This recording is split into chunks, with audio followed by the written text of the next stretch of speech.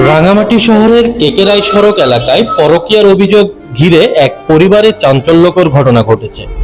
স্বামী মোহাম্মদ খোকনের অভিযোগ, তার স্ত্রী গোপনে ঘরের টাকা চুরি করে এবং মেয়ের নামে থাকা ডিপিএস এর টাকা ভেঙে অন্য এক পুরুষের নামে জমি কিনেছেন। বিষয়টি জানাজানি হলে তিনি সামাজিকভাবে মীমাংসার চেষ্টা করেন।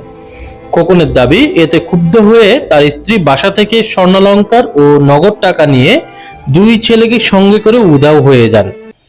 আমার টাকা পয়সা স্বর্ণ সবকিছু নিয়ে, আমার মেয়ের ডিপিএস এর টাকা টোকেন নিয়ে, আমার ছেলে দুইটা নিয়ে, বাচ্চা কাচ্চা নিয়ে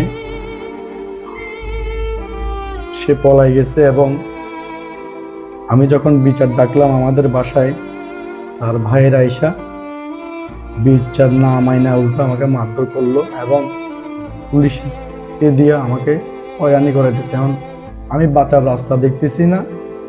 আমার এই বিচারটা আমি সুস্থভাবে চাচ্ছি সবার কাছে। প্রয়োজন হলে আপনারা এটা তদন্ত করতে পারেন, আর না হলে আমার মৃত্যু ছাড়া কোনো গতি নাই।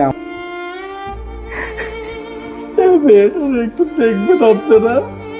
আল্লাহ আল্লাহ রে আল্লাহ, আমি কাদের জন্য কি করছি? আল্লাহ আল্লাহ, কাদের জন্য কি করছি? আমার অজান্তে আরেক ব্যক্তির নাম থাকে, কিন্তু আল্লাহ আমার টাকা দিয়ে, আল্লাহ আল্লাহ আল্লাহ, এদের জন্য জমানো টাকাগুলো আমার দুইটা ছেলে নিয়ে চলে গেছে রে আল্লাহ আল্লাহ আল্লাহ। অন্যদিকে খোকনের স্ত্রী অন্যের নামে জমি কেনার বিষয়টি স্বীকার করে বলেন, স্বামীর মারধরের কারণে নিজের ভবিষ্যতের কথা ভেবেই তিনি এমন সিদ্ধান্ত নিয়েছেন। এদিকে তাদের 12 বছর বয়সী কন্যা অভিযোগ করেছে, তার মা তাকে প্রায় মারধর করতেন। ঘটনাটি এলাকায় ব্যাপক আলোচনা সমালোচনার জন্ম দিয়েছে। আমাকে আর আপুকে রেখে একলা আমার ভাই আর দুই ভাইকে নিয়ে চলে গেছে। আমার মামা দুইজন এসে আমার আপুকে মারতেছিল। তারপর ও বিচার যখন বসাইছে ওরা মানতেছে না।